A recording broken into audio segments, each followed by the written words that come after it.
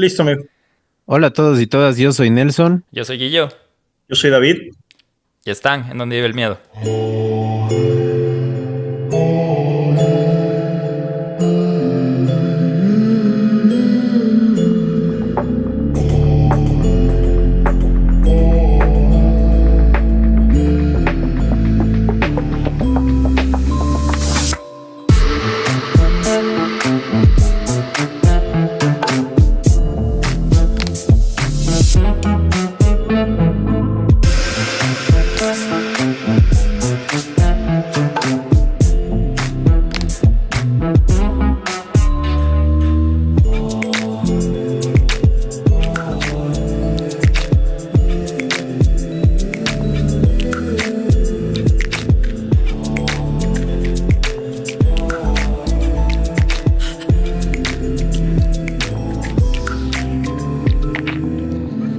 Nelson, capítulo 98. Le acorto el intro porque como ya escuchamos, no estamos solos y es un capítulo bastante especial para donde vive el miedo. El capítulo 98 que está relacionado con uno de nuestros primeros capítulos de donde vive el miedo, de cuando empezó esta locura. Y para ir directo al tema, hoy vamos a hablar vamos a retomar un caso que fue bien sonado, sobre todo cuando el Nelson y yo teníamos que edad, 18, 17 años, y tal vez nuestro invitado es de nuestra misma generación. Pero en fin, vamos a hablar de retomar el caso de Karina del Pozo porque hace pocas semanas hubo una nueva noticia. Entonces, de antemano ya les digo, es un caso crudo que tal vez pueda herir susceptibilidades, así que solo queremos avisarles de eso antes de que continúen con el capítulo. Como les decía, vamos a ir directo al capítulo en honor al tiempo de nuestro invitado, que ya van a saber quién es. Pero hablemos en breve qué pasó, qué fue el asesinato de Karina del Pozo. Esto pasó en febrero del 2013 y fue un crimen que llevó a la tipificación del femicidio en la legislación penal del Ecuador. Y aunque 3 hombres fueron condenados por el caso, aún persisten versiones contradictorias de sucesos sin esclarecer. Karina fue vista por última vez en compañía de un grupo de personas en un bar de Quito y luego de la reunión su cuerpo fue encontrado en una quebrada en un lugar distante de donde se suponía que estaba. Los exámenes forenses revelaron que Karina sufrió múltiples fracturas en el cráneo y abuso sexual. Los condenados ofrecieron versiones contradictorias y cambiaron sus testimonios a lo largo del caso.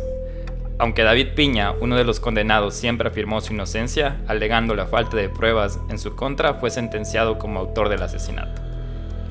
La situación actual de David es que, como mencionamos, fue sentenciado a 25 años de prisión por el asesinato de Karina y hace pocas semanas, del 23 de mayo, obtuvo su prelibertad. En esa fecha se llevó a cabo la audiencia de resolución que le permitió a David salir del centro de privación de libertad en el norte de Quito, donde se encontraba recluido. Cumplió 10 años y 3 meses de condena. El dictamen judicial detalla que David deberá presentarse en el centro de privación de libertad ubicado en el condado una vez a la semana y permanecer allí por 6 horas. Además, como parte de la resolución, debe usar grillete y acudir ante la jueza del caso una vez al mes, así como someterse a exámenes psicológicos y periódicos. Dicho eso, esa introducción, tenemos el honor de tener en este capítulo 98 a David Piña. Aquí también me acompaña, como siempre, el Nelson. Pero más que todo, bienvenido David, ¿cómo estás? Hola, ¿cómo están? Buenas noches. Un gusto. No, el gusto es nuestro. Nelson, ¿cómo te sientes de tener a David después de 91 capítulos? Honrado y David, bienvenido, muchas gracias. De hecho, este caso era algo que nosotros teníamos como perspectiva y como uno de los objetivos tratar y qué gusto tenerte aquí. Has sido parte muy importante de nuestro crecimiento también como podcast. Y bueno, para decirte que personalmente nosotros siempre tuvimos nuestras dudas desde hace mucho tiempo. Era un caso que siempre queríamos tratar y pues que bueno, yo creo que la justicia va esclareciéndose.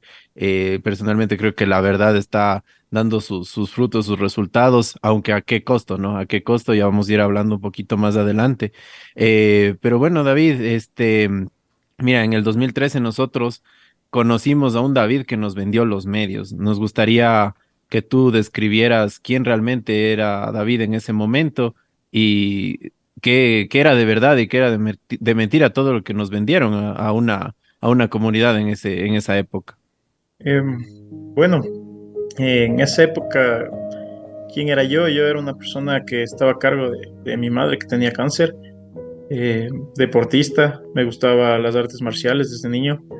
Eh, como inmadurez de niño, siempre, todavía pelado, ¿no? O sea, yo salía rara vez, el verme con tatuajes, el saber que era peleador de artes marciales, ese tipo de cosas fueron las que más vendieron en los medios de comunicación para hacerme ver como el peor criminal de la historia. Y después vender una historia de que la hicieron ver de una manera enfocada a la sociedad para atacar y poder generar en el código penal que estaba en progreso el, lo que era de femicidio, presentaron ante la asamblea y todo eso. Entonces fue un show mediático y político. Nada de lo que se decía era real. O sea, el hacerme ver como el peor criminal fue una historia vendida a la gente en medios de comunicación para solo te indican lo que quieren que veas, más no la realidad. Tú decías algo súper importante y bastante maduro de decir. Era un pelado con ideas, con decisiones inmaduras. Yo no sé de qué año eres, David, pero creo que con Nelson los tres somos de la misma generación. ¿De qué año eres tú? Yo soy del 87. Cuando estuve preso tenía apenas 24 años, Ok. recién cumplidos. Bueno, entonces estamos por ahí porque el Nelson es del 90, yo es del 91, entonces imagínate, a esa edad no siempre se toman las mejores decisiones y me refiero más a este caso de que, y vamos a hablar más adelante, pero amistades, nunca sabemos qué tan buena o qué tan mala va a ser la amistad. Y que nosotros nos podemos encontrar a veces en el lugar que no es adecuado, en el lugar erróneo, y por eso tal vez pagar los platos rotos que pueden resultar muy caros, pero bueno, estamos avanzando un poco con eso. Guillo, ¿me querías contar algo adicional acerca de esto para seguir? Sí, verás, el Nelson te comentaba y te somos sinceros, cuando nosotros empezamos el podcast, el Nelson fue el que lanzó la propuesta de hablar del caso de Karina del Pozo y Ujú. yo tenía un poco de recelo de hablar por el mismo hecho de la repercusión que tenga. Éramos un podcast nuevo, no, enhorabuena, ahora se sigue reproduciendo el podcast, pero en ese momento era como que yo personalmente no quería lidiar con lo que tú seguramente lidiaste todos estos 10 años que fueron los malos comentarios o la controversia, y eso pasó cuando lanzamos el capítulo de Karina del Pozo. Había muchas personas que también de hecho nos sorprendió que defendían tu libertad, defendían tu inocencia, así como Ujú. muchas personas que todavía querían solo botar leches, ¿cómo se dice? Derramar sobre vaso derramado, se me olvidó la frase. Y, y te das cuenta de esos dos aspectos de cuando algo se vuelve tan, como se podría decir, tan ambiguo, tan extremista de los dos lados. Y algo yo que quería compartir con la gente que nos escucha para ya ir un poco más ser un poco más objetivo y hablar de los hechos. Y una de las pruebas de tu inocencia es que estás grabando con nosotros ahora. Es verte sentado, no sé, en tu sala o no desde un centro de privación de la libertad, sino verte aquí y conversar, como te decía cuando hablábamos antes de grabar, como tres amigos o tres personas que encontraron en cualquier lugar. Eh, y Sí, para, para esclarecer eso y evitar confusiones, y de hecho nosotros a nuestra audiencia le decimos del Miedo Gang, ya nos estaban haciendo preguntas que lamentablemente por falta de información. Entonces quería leer un artículo que fue escrito por el abogado Felipe Rodríguez, que si saben quién es Felipe Rodríguez, yo le sigo, yo sé que también es relacionado contigo, que le conoces. Entonces Felipe tiene una manera muy particular de expresar sus sentimientos y es muy pragmático. Entonces les quiero leer este artículo que escribió acerca de David para tener un poco más de contexto antes de seguir con todo lo que nos gustaría que nos cuentes y lo que nos gustaría el Miedo Gang que les cuentes. El artículo de Felipe se llama David Piña, la historia de un secuestro. Y dice, y cito lo que dice Felipe.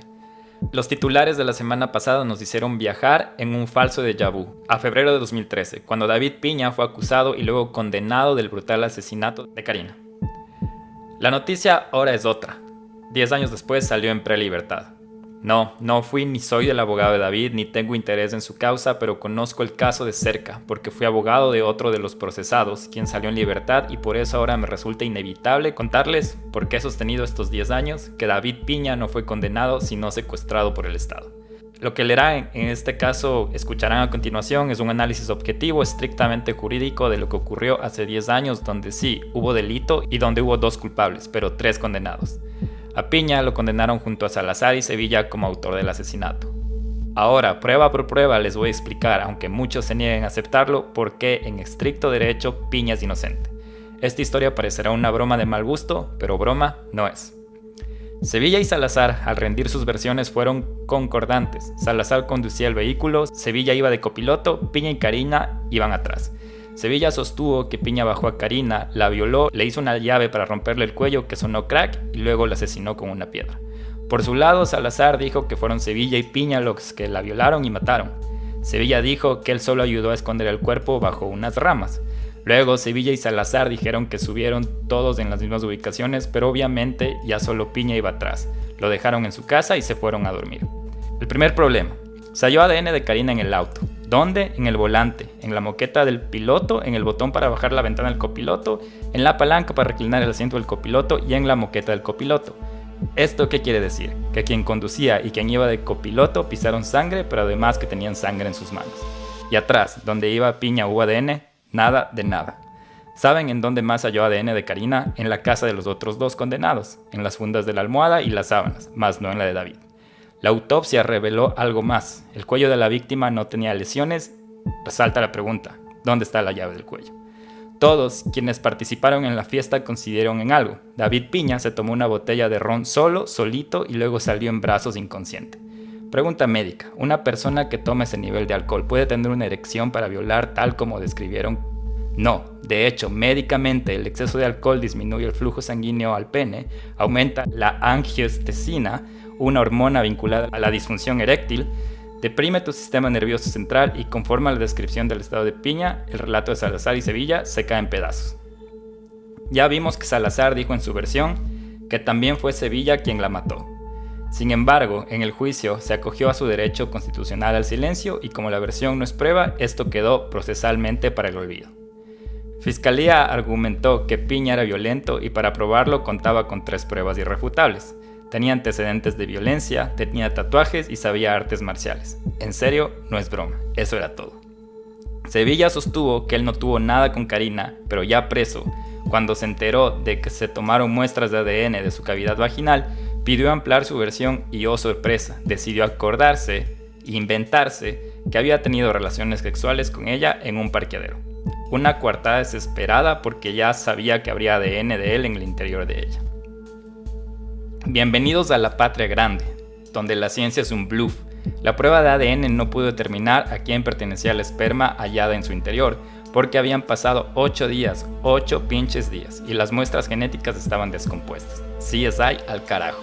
Y ya, en resumen, eso es todo el caso contra Piña. Les pregunto, ¿con qué prueba lo condenaron? Yo se les voy a responder. Primera prueba, la sed de sangre de todos que exigían, y aún guardo sus tweets, que el tatuado sea condenado. Segunda prueba, Fiscalía desesperada por lanzar sangre al pueblo que la calmaba, decidió hacerse de la vista gorda con las pruebas como la de ADN en el vehículo que exculpaban a Piña. Tercera prueba, 2 funcionarios del Ministerio del Interior y 2 funcionarios del Ministerio de Justicia con credenciales en el pecho entraban y salían de las oficinas de los jueces, luego se sentaban a controlar la audiencia y asegurarse que se hiciera algo que ellos llamaban justicia. Es un expediente largo, fueron semanas de estrés, frustración, desasosiego. He intentado resumirles en una pequeña columna las pruebas contra Piña, que como verán son ninguna, pues como siempre sostuvo su defensa, ni siquiera se probó de que él haya estado ahí. Piña, a la luz de las pruebas, no fue condenado, fue secuestrado por un sistema angustiado por lanzar pan a las masas. 2 enfermos, 2 desalmados se llevaron la vida de Karina en un acto cobarde y miserable, y hoy pagan el precio de sus acciones. Al mismo tiempo, un país enfermo, una comunidad de desalmados se llevaron la vida de David y el de su familia en un acto cobarde y miserable, y hoy lo liberan. Quienes nunca abrieron el expediente se atreven a opinar en este inmundo podio que Humberto Eco describía como la tarima de los idiotas. Esta es la columna, David, que sé que tú estás al tanto de esta. ¿Qué opinas de esta columna que escribió Felipe Rodríguez, quien sé que tú conoces? Bueno, pienso que no lo he visto ni he hablado con Felipe en años, pero sé que es uno de los mejores penalistas de Ecuador. Yo lo admiro mucho como persona y como penalista. Y creo que un buen escritor también sobre temas de derecho. Y yo creo que todo lo que él escribe ahí es completamente cierto, es verdad. Eh, no se equivoca en nada de lo que dice, lo dice de una manera cruda, pero y en realidad es como que yo en realidad estuve secuestrado por el parte del Estado porque fui sentenciado sin una prueba contundente o algo que el derecho penal en Ecuador o en cualquier parte del mundo acoja para poder ejecutar una sentencia penal en contra de una persona. Por ende, el título del escrito de Felipe a mí me parece excelente, es perfecto, cabe completamente. Y pues yo le agradezco a él, no he logrado hablar con él, le agradezco de corazón por haber tomado su punto de vista y siempre estar pendiente del caso y de mí, como muchos colegas y abogados más que han estado en el proceso. Nelson, ¿tú quieres empezar preguntando algo de... Sí, bueno, David, queríamos preguntarte, tanto nuestra audiencia, el Miedo Gang, nosotros teníamos preguntas similares, entonces hicimos como un consolidado, un resumen, queríamos saber tú cómo te sentiste al ser acusado y condenado injustamente por un crimen que no cometiste. Sabemos que es muy difícil, al menos yo he escuchado en entrevistas eh, todo el tema de la parte que tú luchaste durante muchísimos años para demostrar y la verdad es admirable, pero tú, ¿cómo te sentiste en ese momento? El momento de que te dijeron, yo había escuchado en una entrevista que incluso le habían dicho a tu padre que no había, o sea, que tenían que acusar a alguien y lo habían hecho, ¿no? Sí, bueno, yo me sentí así súper eh, destrozado primero, ¿no? Eh, no sabía qué es lo que sucedía. 2 días antes mi madre había fallecido. Entonces la lucha de la pelea del cáncer de mi madre, después ser acusado por un crimen que no cometes y después de eso ser sentenciado por un delito que no cometiste, siempre fue un punto de vista de ataque, de ataque, de ataque en contra de mi persona, más no fue un punto de vista objetivo. Un poco siguiendo a la pregunta que decía Nelson, obviamente por los medios sabíamos que recibías bastante apoyo de tu familia, especialmente de tu padre, que era quien daba la cara en los medios, que siempre estaba ahí luchando con fuerza y lágrimas. Yo recuerdo clarísimo escucharlo a tu papá en entrevistas, siempre luchando por tu inocencia, pero quería preguntarte más allá acerca de amistades, o sea, de los amigos que tenías antes de ser sentenciados, se desvanecieron, siguen ahí, y por ese mismo lado preguntarte si dentro de los reclusos hubo amistades o apoyo en tu encarcelamiento. Bueno, pues sí, mi papá fue uno de los pilares dentro del tema. Siempre fue su apoyo incondicional, él, mi abuelita por parte de mi hermano y por parte de mi novia y su familia. Entonces sí tuve mucho apoyo por ese lado, porque me conocen, ¿no? Y sabían toda la injusticia que se estaba cometiendo. Entonces su apoyo fue fundamental para yo poderme mantener. Mi apoyo en Dios también, que fue lo principal que me mantuvo en pie todos estos años. Y pues de amigos, ¿qué te diré? Tengo amigos contados con la palma de la mano, con mis dedos. Y, y en realidad es algo loco, ¿no? Porque antes de estar detenido tenía muchísima gente que estaba ahí, pero bueno, doy gracias a Dios que todo esto ha sucedido porque te das cuenta de las personas que están y que valen la pena.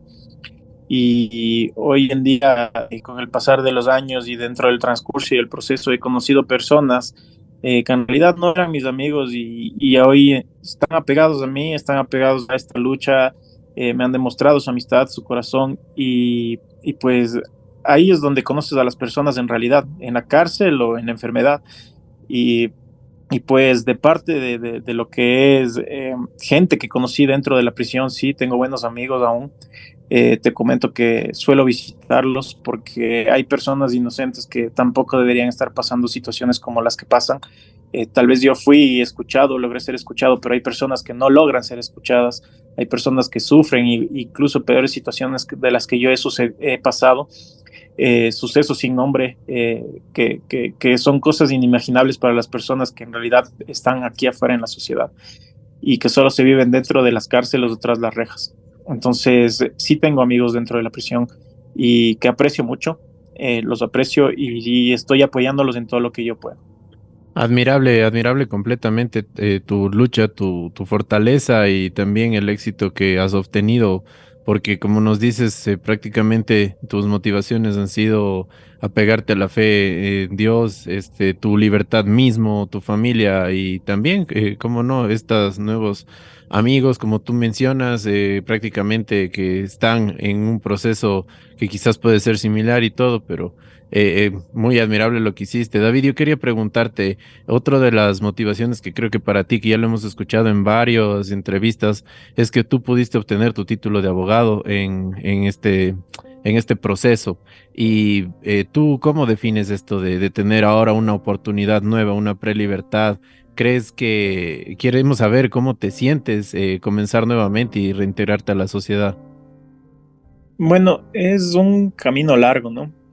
Haber obtenido la prelibertad es un logro muy grande que me lo gané también porque para obtener la prelibertad no lo obtiene cualquiera. Necesitas tener un buen comportamiento y cumplir con varias cosas que manda el Código de Ejecución de Penas de la época.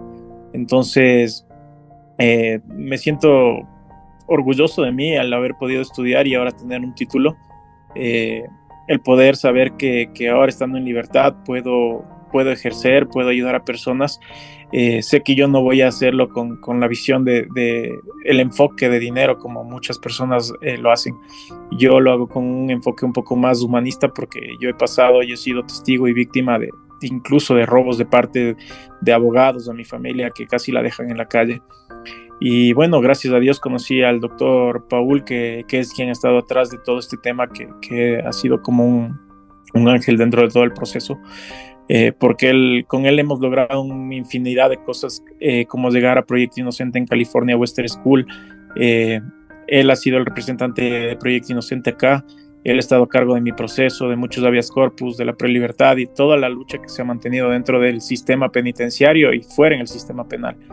Entonces, una de las cosas que más me motivó a estudiar es saber que yo no cometí el delito, que yo estaba siendo acusado injustamente y mi desesperación de saber que mi padre no sabía nada, de que yo era un muchacho que tampoco sabía sobre leyes y estaba perdido en ese mundo. Entonces dije, mi lucha, o sea, es poder demostrar que yo jamás cometí ese delito y comencé a estudiar, a leer, a revisar. Incluso antes de estudiar me leí mi proceso de pies a cabeza, comencé a ver las fallas, los errores que hubo dentro del proceso, cómo se llevó el proceso, para poder yo lograr demostrar, ¿no? Que jamás estuve en la escena del delito y que conmigo se estaba cometiendo una atrocidad y que no se vuelva a cometer con más personas. Entonces esa era mi lucha, eh, que me mantuvo en pie, me mantuvo erguido y fue lo que mi visión a futuro, que es lo que espero y anhelo de aquí en adelante, es seguir aprendiendo, seguir ejerciendo, seguir ayudando a las personas que necesitan. Yo no pienso seguir procesos que sean de personas que estén culpables en realidad. Yo pienso seguir procesos de personas que en realidad sean inocentes, que no hayan cometido el delito y que se estén cometiendo irregularidades dentro de los procesos contra esas personas.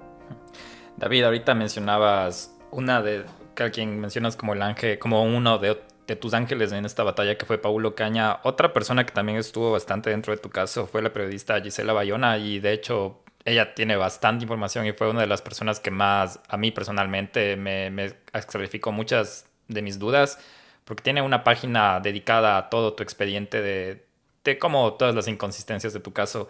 Gisela también fue amenazada por el Estado. Me estaba acordando cuando hablábamos de que, fuiste perseguido por el Estado porque se convirtió en algo súper mediático. Y dentro de esto, volviendo a a tu temporada durante la cárcel, yo sé que lo he escuchado, que has dicho en otras entrevistas, que sí sentiste esa persecución del Estado dentro de prisión. Aparte que creo que en la misma época donde Gisela fue amenazada o denunciada por el Estado, también tú estabas pasando malos ratos en la cárcel. Entonces eso también me acaba de acordar mientras mencionabas a Daniel Ocaña, que has tenido algunos pilares afuera Imagínate con todo lo que han tenido que lidiar también estos ángeles que tenías afuera. Sí, sí, no, Gisela también fue otro ángel que estuvo dentro del proceso.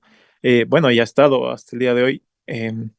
Fue una de las personas que más interesada, involucrada estuvo por el tema. Fue un poco más apegado a lo humano, porque cuando yo logré hablar con ella la primera vez, ella me decía, David, yo no logro perdonarme de haber replicado lo que decía un fiscal en esa época y después leer el proceso y darme cuenta de todas las irregularidades y las injusticias. Y es lo que ella me decía, tenemos que hacer un mea culpa a los medios de comunicación.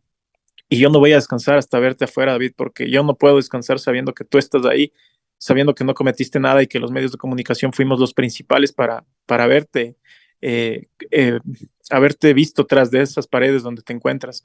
Entonces, sí, después fue amenazada, recuerdo que robaron su casa, ella tenía mi expediente y robaron justamente mi expediente, discos del Tribunal Penal, la grabación magnetofónica del tribunal que logramos obtener. Eh, bueno, fue un sinfín de cosas. Después ella comenzó con las entrevistas, fue amenazada también por parte de funcionarios de la época. Y pues fue una persecución brutal, ¿no? Porque justo cuando yo presento el recurso de revisión es el día que a ella le amenazan, es el día que después de un par de días a mí tentan contra mi vida. Yo estuve secuestrado en una celda, torturado durante 1 hora 40 minutos. Pasé un sinfín de situaciones que en realidad a mí lo que querían era quitarme la vida, pero no lo lograron. Logré salir con vida, gracias a Dios. Por un guía penitenciario que pudo ver lo que estaba sucediendo y me expulsaron de la celda sangrando, hecho pedazos. Entonces, la única manera que querían era callarme, o sea, hacer que yo no hable más o que no salga más del tema a la luz, porque existen un montón de irregularidades y personas que están involucradas que jamás fueron detenidas. Entonces yo pagué una culpa y una condena de personas que todavía no se sabe quiénes son. Qué locura. Y, y ahorita mencionas eso de los medios que deberían hacer un mea culpa. Y yo creo que te somos sinceros de Nelson y yo. En ese momento, cuando todo fue mediático, creo que 2003, 2014, hasta nosotros dijimos, David fue culpable, obviamente. Y fue bastante presión mediática, presión al Estado. Querían, como dice mismo el artículo de Felipe, ver sangre. Y la ignorancia es atrevida. Todos pecamos de ignorantes. Creo que el Nelson y yo entendimos tu caso de manera más concreta cuando empezamos a leer acerca de él, y creo que en ese momento nosotros también nos cayó como un balde de agua fría de mirarnos en retrospectiva y decir, solo fui una persona que escuchó lobo y sigue diciendo, era lobo, lobo, lobo, lobo, y después leyendo por qué te inculpaban y por 3 aspectos de que te consideraban violento. Uno de esos era porque estudiabas o porque practicabas deporte de contacto, y el Nelson te puede contar, él también entrenó deportes de contacto de todo tipo, y una de las otras era que tenías tatuajes. Los 3 en este cuarto, entre comillas, tenemos tatuajes. Nelson tuvo experiencias con deportes de contacto. O sea, según los medios de comunicación, los 3 seríamos 100% considerados para atentar o matar o quitar la vida a alguien. Entonces es algo absurdo, y mientras decías lo pensaba. Digo, mientras estás hablando, somos 3 personas tatuadas, 2 personas de las que estoy hablando son deportistas y Nelson, tú puedes hablar por ti mismo. Tú también tenías una carrera muy proyectada a querer ser peleador de artes marciales mixtas. Entonces creo que por ese lado también tenemos algunas cosas en común, y más menciono eso porque eh, creo que es momento de conocerte de una manera más humana y como persona, porque hemos escuchado miles de versiones, miles de cosas que dicen los medios, pero no habíamos tenido el chance de conocerte de esa manera. Y antes de seguir a pensar a futuro de David, quisiera que, no sé si ya lo has contado en otros medios, pero ¿cuál es tu versión de ese día? O sea, ¿qué pasó exactamente? ¿Qué recuerdas? ¿Qué no recuerdas? Lo más breve que quieras ser o lo más detallado, no importa, pero sería interesante que escuchemos la versión de quién fue inculpado injustamente. Sí, o sea, bueno, la versión de ese día es la misma que consta en el proceso, es la misma que dada en medios de comunicación. Yo asistí a una reunión de personas que conocí ese día. Juan Pablo lo conocí ese día, el dueño del departamento. Yo asistí con Salazar y Sevilla después de haber logrado la pérdida de un vehículo en el que yo me volqué. Fui invitado por ellos. Yo no conocía a Juan Pablo, lo conocí ese día. Ese día llegué, estuvo ahí Cari, la vi después de un par de años. Estaba Cecilia también, recuerdo. A ella la conocía porque era novia de otro amigo. Y después de un tiempo, de un cuarto de hora, 20 minutos, llegó Nicolás, que él sí era mi amigo de años. De hecho, la hermana de él era mi mejor amiga. Entonces él me decía primo, entonces yo no estaba tomando, recuerdo claramente, y por él comencé a tomar, porque me dijo, primo, tómate un trago, y comencé a tomar, y como lo he dicho, ¿no? Cuando estás tomado, hay full gente que he visto que dice, que ningún borracho come mierda, y no es así, o sea, la realidad de cuando tú tomas y eres deportista, y está Nelson, que no me va a dejar mentir, es que tú tomas un trago y en realidad comienzas a ver borroso, nubloso, entre blanco, amarillento. Te acuerdas por etapas, como Flash. Un rato estás sentado aquí, otro rato estás sentado en otro lado. Entonces yo recuerdo cosas así, que entraba al baño, que salía. Recuerdo que un momento me desperté porque comencé a oler a marihuana y a mí me molestaba ese olor. Entonces me desperté y recuerdo que le dije a Juan Pablo, que estaba a un lado, le dije, por favor, llámame un taxi. Y no me quisieron llamar el taxi. Llegó Salazar, me dijo, tranquilo, ñaño, que yo te llevo. Volví a quedarme dormido. De ahí recuerdo que alguien me bajó, no recuerdo quién era, solo sentía que era una persona alta porque yo iba colgado y estaba súper tomado. O sea, no es que la gente, he visto en muchos comentarios o gente que dice que ahora sí se acuerda o no se acuerda el borracho, ningún borracho come mierda. No es así. O sea, cuando hay muchas personas y nadie me va a dejar mentir, o sea, cuando tomas, eso es lo que sucede, y mucho más si eres deportista, no estás acostumbrado a tomar el alcohol. A mí me cogía súper fuerte. Entonces de ahí recuerdo que estuve en la camioneta, que escuchaba voces que decían, estás en contravía, regrésate, no por aquí, por acá, y que vi a Cecilia. Me desperté del lado izquierdo, justo estaba atrás del lado del piloto, y entre el parabrisas del frente, o sea, vi que Cecilia estaba sentada en una como piedra fuera de su casa. Escuché que Nicolás llamaba a la mamá de ella, le decía ya que salga a verla a ella. Bueno, después me volví a quedar dormido, así como voces, ¿no? O sea, cuando estás tomado escuchas así todo hecho un relajo, y de ahí recuerdo que a mí me dejaron en mi casa, me movieron el pie, recuerdo que fue Sevilla desde el lado del copiloto hacia atrás. Yo me desperté, bajé del vehículo, o sea, abrí la puerta y me bajé inmediatamente, y ellos aceleraron de golpe. Yo no podía abrir la casa, estuve en mi casa y mi hermano fue quien me abrió la puerta, y yo subí, y mi madre estaba enferma. Entonces ahí recuerdo que me acosté con la misma ropa y ella me acarició y me dijo, papito, ya has tomado, y me quedé dormido. Al día siguiente mi exnovia desde esa época me llamó por teléfono a las 4:30 de la mañana, que registre la llamada dentro del proceso. Las personas que han podido leerlo no me van a dejar mentir. Está la llamada, hay una triangulación de llamadas del teléfono de ella al mío, donde registra la base y la LO, porque ella vivía en el Valle de los Chillos, y la mía registra en la Real Audiencia a esa hora. A esa hora justamente la camioneta estaba estacionada en otro lugar, entonces yo no pude haber estado en dos lugares a la vez, que es algo que las personas, si leen el proceso, se van a dar cuenta. Y recuerdo que me desperté. Yo a las 7 en punto estuve en el hospital, haciéndole firmar a mi madre. Yo llamé de la base de Claro de mi casa, que estaba contratada a mi nombre.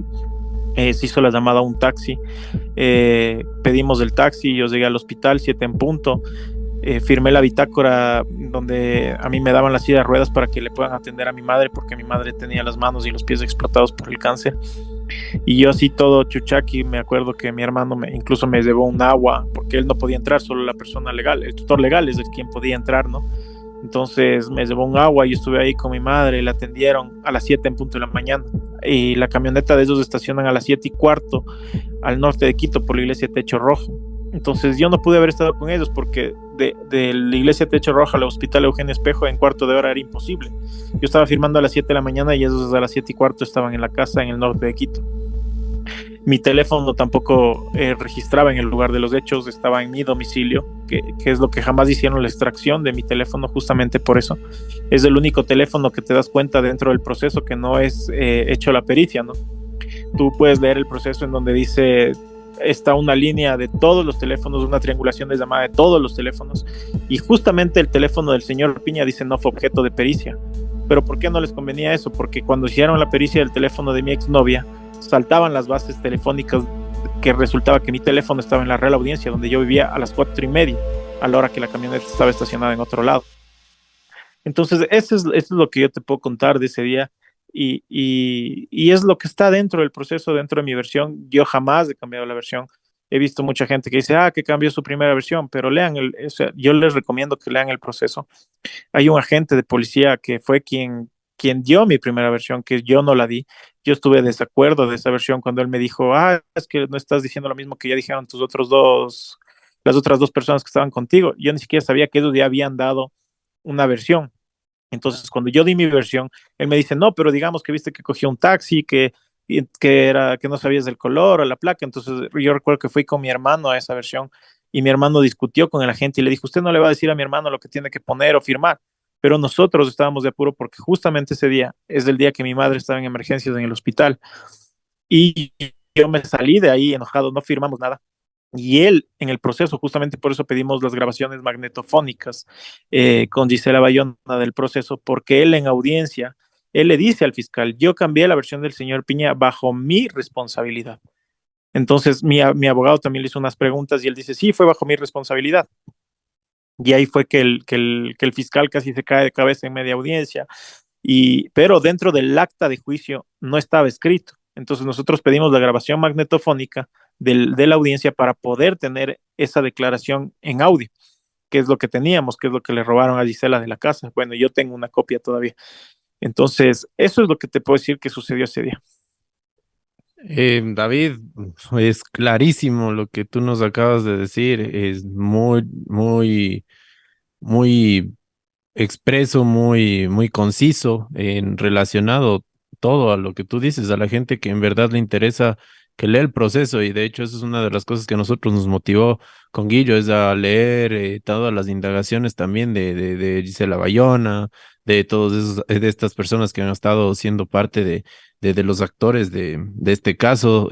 También tratamos de leer todas las inconsistencias por parte de, del Estado, que sabemos que hubo un montón de errores procesales, como tú mismo lo indicas. Pero bueno, sin embargo, más allá de todo eso, ahora estás acá, estás tratando de salir, demostrando tu libertad, tratando de seguir adelante, de borrar por último esos 10 años que, como tú bien lo dices, de una manera muy honrada, que si la vida te da esas cosas para demostrar, y eres un luchador en general. David, para ya ir culminando un poco, en honor al tiempo también, yo quería hacerte algunas preguntas. Mencionabas mucho el tema de que tú practicabas deportes. ¿Cómo está David ahora? ¿Todavía sigue practicando así deportes? Yo sé que tal vez ahí cuando estabas en este tema del encierro y todo, al menos una persona cuando es deportista no puede dejar esas cosas. Me imagino que tú también tratabas de seguir ejercitándote. ¿Volverías tú a practicar artes marciales? ¿Cómo estás en ese aspecto? Bueno, te cuento, yo sí estuve dedicado a entrenar de lleno, eh, lo seguí haciendo. Lastimosamente tuve un traslado injustificado a otra cárcel, y a la cárcel a la que me llevaron en Ambato tuve que pasar una situación súper grave, o sea, complicada por el tema de ambiente, y por eso hicimos un habeas corpus para mi regreso a la cárcel número 4. Y pues regresé con un estado de ánimo completamente deprimido, no comía y bajé completamente de peso, que me costó volver a subir, pero he vuelto poco a poco. Yo, mi profe, que fue, bueno, mi profe durante algún tiempo, Maurilio, quien era uno de los pioneros aquí del MMA. Mauricio Álava, un peladito, sí. Ya. Sí, él fue uno de los pioneros. Entonces yo logré hacer que él nos vaya a dar un seminario y seminarios de artes marciales en la cárcel 4. Estaba coordinando con él por parte del eje deportivo. Nosotros logramos hacer que él entre y nos dé clases de jiu-jitsu, defensa personal, y todo lo que era relacionado con las artes marciales mixtas. Él estuvo por varias ocasiones ahí, tengo varias fotos con él y varias personas ahí que estaban dedicados, porque como te dije, o sea, yo siempre estaba enfocado en la ayuda al resto de mis compañeros y la mejor cosa era el cero ocio, ¿no? El no estar pensando en tonterías dentro de la prisión. Y qué mejor que poder dejar algo plantado para que las personas cojan el gusto de querer seguir saliendo adelante. Y sin mentirte, tuvimos 21 personas inscritas que querían estar ahí y estaban ahí. Y bueno, pues hasta el último no he logrado comunicarme con él en estos días porque he pasado a full, pero espero a futuro poder ir a conversar con él porque habíamos quedado para que él siga y pueda seguir yendo a dar clases y yo poder seguir entrenando. Qué chévere, qué chévere. David, otra pregunta. También esto nos estaban preguntando un poquito la gente que nos sigue. ¿Cuál es tu comida favorita y algo que extrañabas full? Así que decías, necesito esto comer y tal vez si ya comiste eso. Pues mi comida favorita son los mariscos y ya he logrado comer, gracias a Dios. Qué chévere, Qué qué bueno. chévere. Otra de las cosas que también nos preguntaban, por ahí tú eras un poco apegado a la música antes, ahora estás apegado más, cambiaste tal vez de gustos de Estilo. música, algo o algo que te motivaba, yo que sé, entrenar, algo de música. ¿Tienes alguna banda favorita, algo que te acuerdes así? Bueno, para entrenar yo siempre escuchaba electrónica o Skrillex. Esa era mi música para entrenar. Y de ahí en mis gustos de música, pues sigo teniendo los mismos gustos. Sí, me gustaba hacer música. Tengo amigos que son músicos, músicos profesionales. Tengo amigos que son músicos urbanos, músicos de rock alternativo. Entonces, sí, a mí me gusta la música porque yo siento que la música es vida. Entonces, la producción, a mí me gustaba la producción de música. Tengo amigos que también son productores y yo me enfocaba en eso, ¿no? Cuando era todavía, cuando tenía entre 16 años hasta los 20 y algo de años, yo estudié incluso acústica y sonido en la UDLA, estuve siguiendo un tiempo. Tuve mi estudio de grabación profesional y esa era mi pasión, ¿no? También era uno de mis hobbies, el poder hacer música, escuchar música o poder estar inmiscuido en eso. Para que vean que no solo eras un tatuado de artes marciales, sino que también tenías otros gustos. Que ya ese era uno de los puntos de esta entrevista, de que dejar atrás y como darle una pequeña bofetada a los medios que siempre están buscando qué es lo que más se vende. David, para ya dejarte, porque sabemos que estás con bastante tiempo, quiero leerte un par de preguntas interesantes que hizo el Miedo Gang. Y una de esas es de Nancheli Flores, que dice si harías entrevistas a estudiantes de Derecho. Claro, sí, sí, he dado varias entrevistas a estudiantes de derecho. Les he podido ayudar en sus tesis, en sus maestrías y varios temas que han tomado mi caso como ejemplo.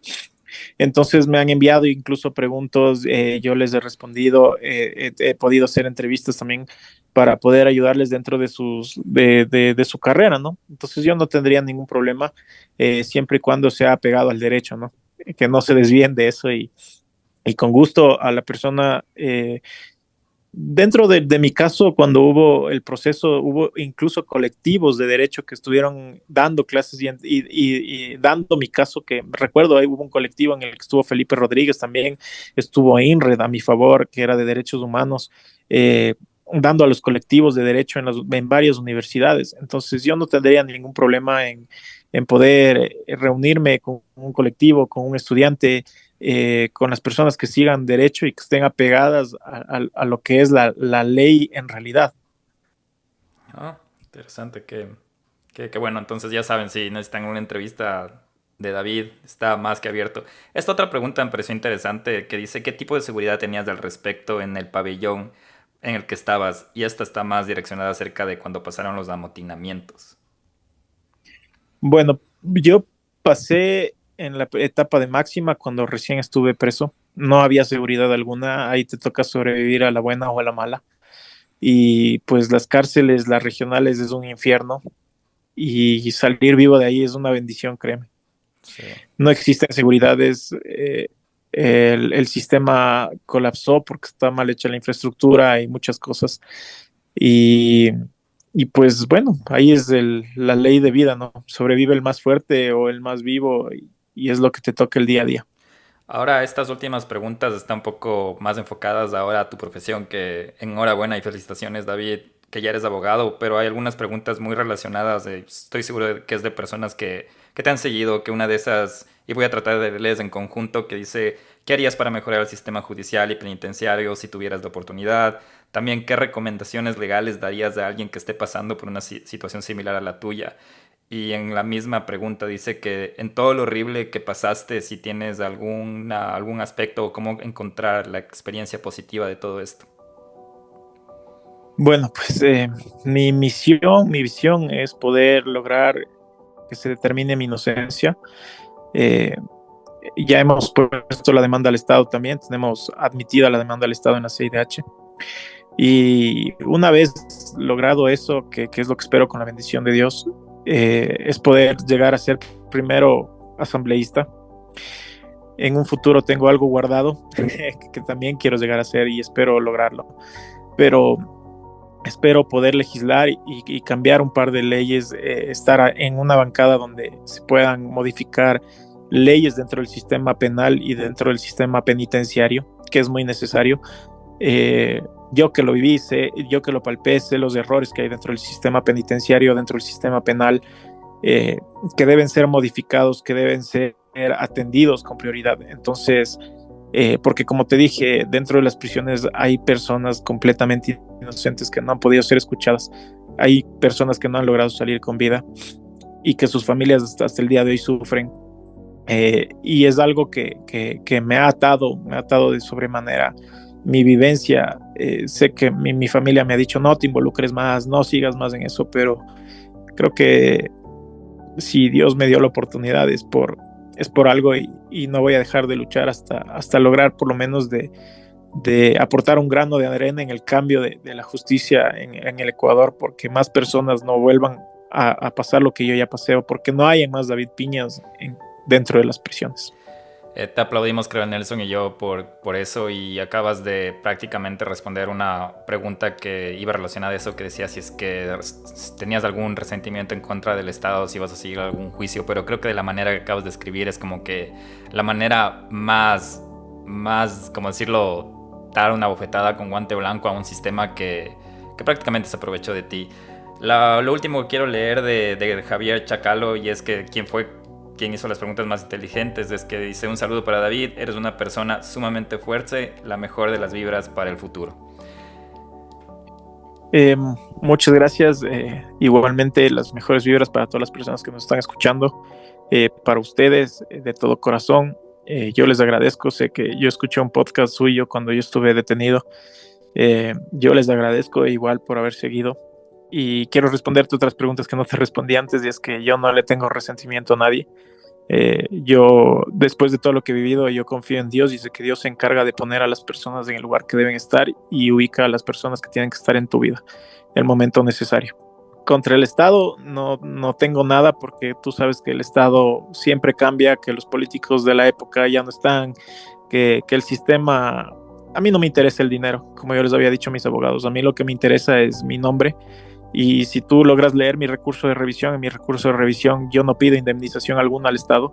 Yo lo que pido son disculpas públicas en todos los medios de comunicación, y que mi nombre y el nombre de mi familia salga en alto.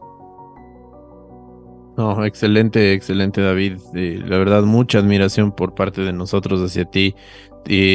Yo no tengo nada más que decirte, agradecerte un montón. No te tendría por qué dar una bienvenida, porque como te lo dijimos con Guillermo, tú nunca debiste estar ahí, pero también la vida te ha puesto en una situación súper fuerte, súper desafiante, que la estás afrontando, la estás dando el pecho, y qué bueno escucharte con esa motivación, que quieres llegar a legislar, que quieres llegar a cambiar algo, aportar un grano de arena por todas estas personas inocentes, por todas esas personas que tienen por lo menos una luz de esperanza en personas como tú. Es muy admirable, y pues nada, David, desde mi parte te agradezco mucho. Esta es tu casa, cuando tú quieras, para lo que te podamos servir, y todo. Y pues bueno, qué bueno que se vaya esclareciendo. Mucha fuerza en este paso más adelante que tienes, porque todavía tienes algunos pasos más para completar este tema de la libertad, pero mucha fuerza con eso, amigo, que te vaya súper bien con todo. David, qué gusto tenerte, en serio. Es admirable escucharte, ver, conocerte de otra manera y qué honor escuchar tus planes de futuro, tus sorpresas que vendrán, la manera en la que te estás preparando, de dónde viene tu motivación, cuál es tu propósito y que todo el mundo sepa esto. Creo que el Nelson a mí nos llena bastante. David, solo quería también decirte que cuentas con nosotros para cualquier cosa que necesites. Donde vive el miedo siempre va a ser un espacio para que puedas usarlo de la manera que te sirva.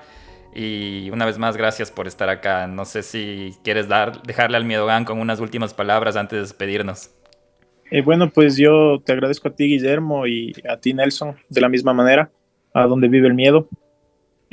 Les recomiendo a las personas que siguen mis redes sociales, que siguen las suyas, que lo escuchen, que estén atentos. Hay programas súper buenos. Y pues, qué mejor que de aquí a futuro podamos seguir viéndonos, ¿no? Espero un día de estos en persona podernos tomar un café, vernos, conocernos y darles la mano en persona y darles las gracias. Cuenta con eso, de seguro vamos a hacer que eso pase. Bueno, Miedogan, ha sido un capítulo bastante especial. Ya saben dónde pueden ir a comentar. Esperamos que les haya gustado en @dondeviveelmiedo. Seguro seguiremos hablando con David y creo que por honor al tiempo eso es todo de nuestra parte.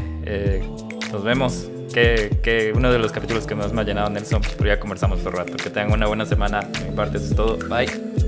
Chao, Gracias, chao, bendición. chicos, chao, David.